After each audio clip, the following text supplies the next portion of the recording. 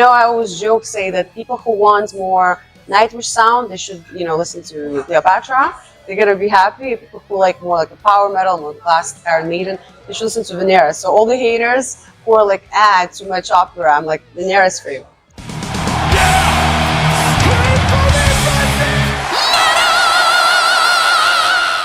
Hey everyone, welcome to the channel. My name is Belgian Jasper. If this is your first time in the channel, hit subscribe right now.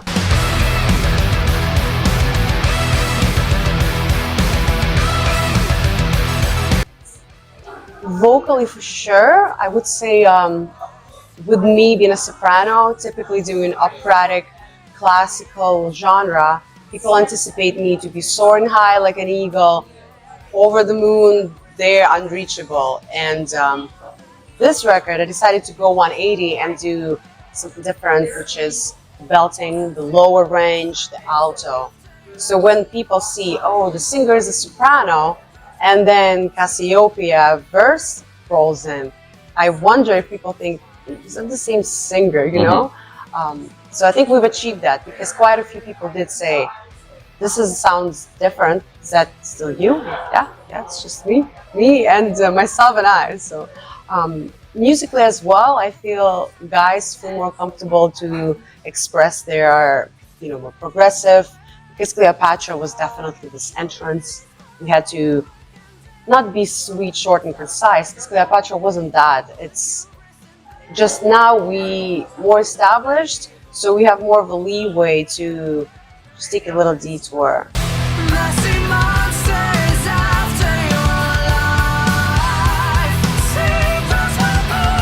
I would say so. Boris, our keyboard player, I would say he's this mastermind behind the skeleton, the structure of the song. So he usually does the synth layouts, and then Richard comes on and just shreds all over, gets the solo, gets the melody. They work so great in pair, and then obviously Dan comes with the drums and etc. I'm the last to participate. But I've noticed with Boris, it's always almost ABBA-esque beginnings, right? Which people love. I honestly feel we all miss that, the 90s. As a musician, it's my little guilty pleasures to be aware of other genres. Don't tell anybody.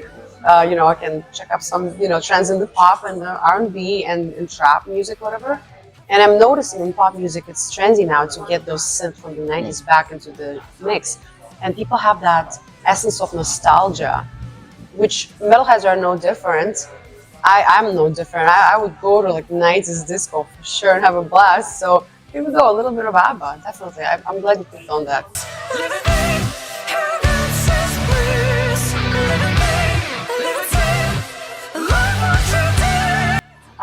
Funny enough, no. I would say, as any musician could relate, we're all perfectionists. I'm the worst case because nobody can, shit on me as much as I can on myself. Nobody, I have the skin of a dragon, because a little detour from this question is my education just really fucked me up in a way. With having classical operatic training, people really pick on you, and we're not talking those grandiose things. It's literally nitpicking, vowel shape. Like if you sing a French melody and people say it's not an it's an vowel, or this, it's absurd. And then you have to listen to it and eat shit almost, because they're professionals, they're doing Metropolitan Opera, the credited artists, so you have to shut up and listen. So when I come from that background where I've been just trained to be under scrutiny every inch of a way, and been scrutinized by the professionals, honestly, no hate can stir me out of that comfort zone. And to answer your question, if that's a challenge to do those in and outs, during live performance, I don't see myself thinking this perfectionism bullshit as much, because it's not about it. It's really not about it. The saying, it's unforgivable to play a note without a passion versus playing a wrong note, yet again, quoting the greats. So with me, I feel in the studio, it's everything needs to be, again, this classical school gets a hold of me. Perfect, flawless. It needs to be the most perfect I can. And then, how they joke in the studios. I mean, it's all audio engineers, it's a running little joke saying, how to fuck up a great singer, press record button. It's like, the pressure's on you instantly. Damn it, you did such a good take. And then, holy shit, stakes are high, and then you fuck up. Damn, and you do 20 takes, and then you unsatisfied. So why I love touring and live shows is you only get one shot. It's almost this philosophical in a way. It doesn't matter how it is, we die anyways. So let's end it with a bang, like a Titanic, like those musicians.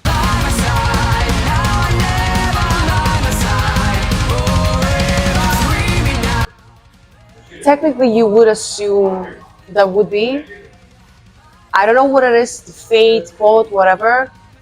The guys are so aligned with the way you have things rolling. Like, it just, the entire band, it just, from start, the way I even made an appearance into the band, Mike LaPont recommended me because we worked on another project, Dia Morta, Red Opera. We worked on that together.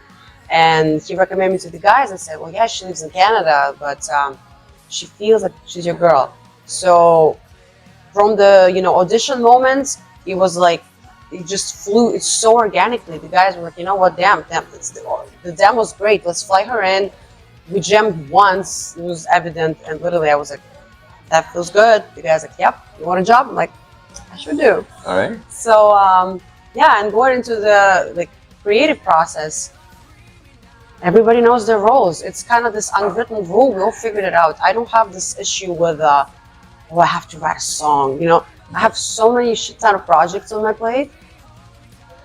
I don't have that insecurity or this desperation. This is my only thing. This is the only thing that's born from me. Nothing else.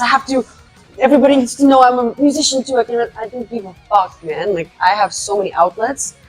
So I'm easy. Like, I'm so easy with that. It's not an issue for me to, like I mentioned in the interview with AP Reacts, that I can walk off stage when Richard has a 1 minute long solo. And I want to walk off stage. I think in the scheme of what's good for the band, for the music, for the show, like, I don't want to linger, linger for why? It's not my time. So when we write songs, it's the same thing. You could have this crazy instrumental element to it. I let it shine, I let it ring.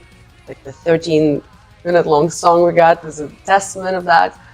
And then when it's time to come in, guys don't interfere with my ideas too, which is a blessing. Lyrically, particularly Venera, I was so free to do whatever the hell I wanted. I wrote about some obscure topics and really niche, and guys could say, the hell is that? Like, why are you writing about stars? Why? And they don't question. They just like, they would trust me so much with my melodies, my singing, and my lyrics, as much as I trust them with music. I never do with music. So again, the core is Boris and Richard with the melodies, instruments, and the structure. And I love their music. Like, I'm 100% on it. I'm damn, guys, that's great. I wouldn't change a thing. So we just perfectly blend. That's why working remotely is not an issue, because as people, we generally just worked out, Yeah. It would have been different for any other group, but sorry, it was a long answer. But,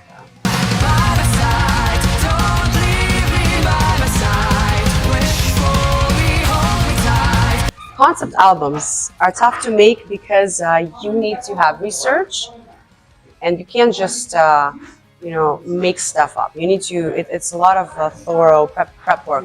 You can't just say close your eyes, fly away. I'm feeling kind of numb. You can't do that. It's more complicated. And me writing the astronomy songs, I felt that because I was researching specifically Orion's belt, Venera, very scientific. I was doing a lot of research. I spent a few hours to make sure that I don't just make up facts. I had to really be careful, because certain things like that, it's like public domain. Everybody can double check. What the hell did you write about? Like, you know what I mean? So to me, not history is inspiring as I would say things that are timeless, like stars, like space. So I do anticipate writing multiple songs, I would say, throughout our career. Every record, 2, 3, 4 songs about stars.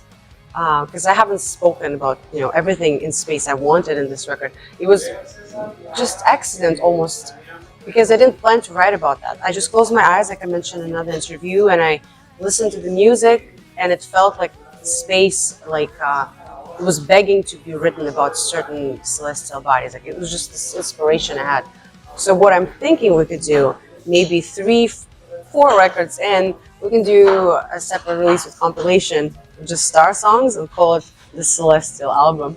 I think people would vibe. So that's probably as far as we would get with concept, because 14 songs, 1 hour to say about specific topics, like Sabaton, for example, the war concept.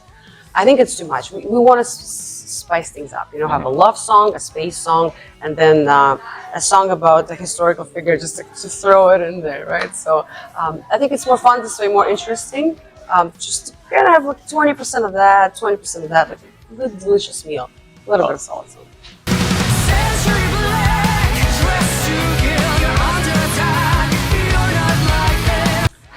Yeah, no, the shows are like everything every band wants to ever do.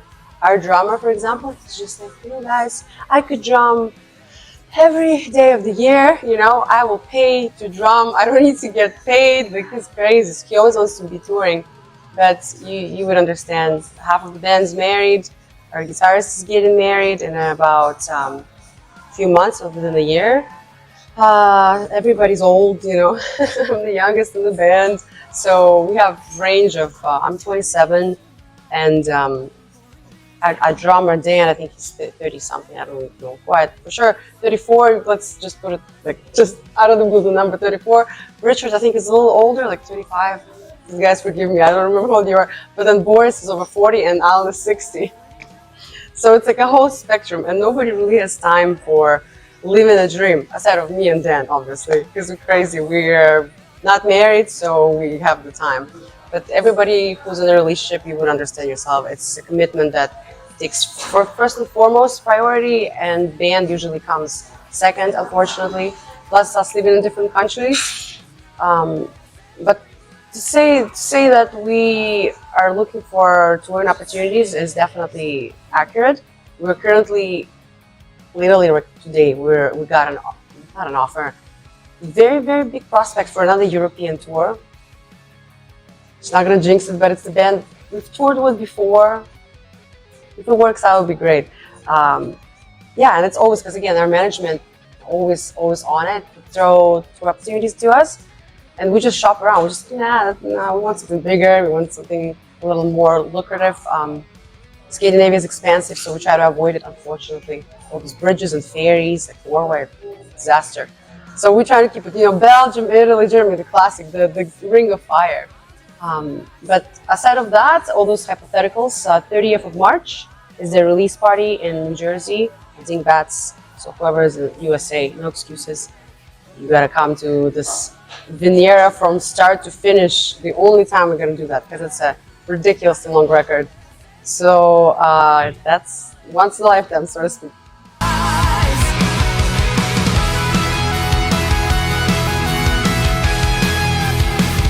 You are awesome for watching this video. Click right here to see more content like it and subscribe to the channel.